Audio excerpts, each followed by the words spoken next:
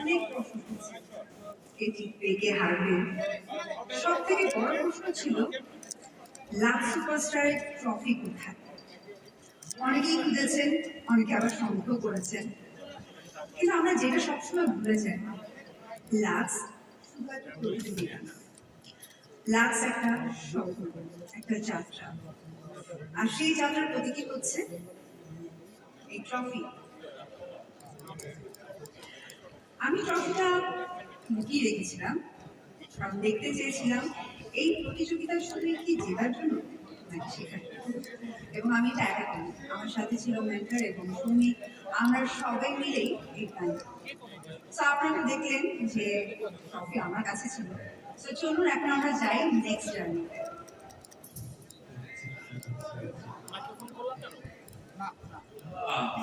Finally তাহলে আলিফিন শুভ সাহেব কি রহস্য শেষ পর্যন্ত আমরাই তো নাকি নিজেই করলাম।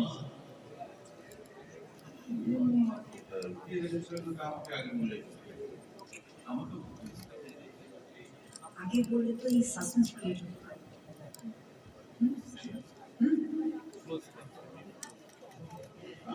আপনি আরো একটা দিয়ে দিন। এখন সেই মন্দ্রকন। Thank you so much, Arif and Shubho, Vedasi Hamim, Evo. Everyone, You guys have done a beautiful job. Very host আপনারা বাদ রেখে এতক্ষণ হোস্টিং করছেন, ভালো করেছেন। Good job. Thank you সবাইকে আপনাদেরকে এত সুন্দর করে প্রেজেন্ট করার জন্য আবারও ধন্যবাদ। Thank you.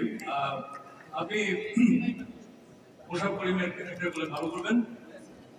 ভালো করবেন, আপনি আলিফিন শুভর চরিত্রে তার চরিত্রের চেয়ে ভালো করেছেন।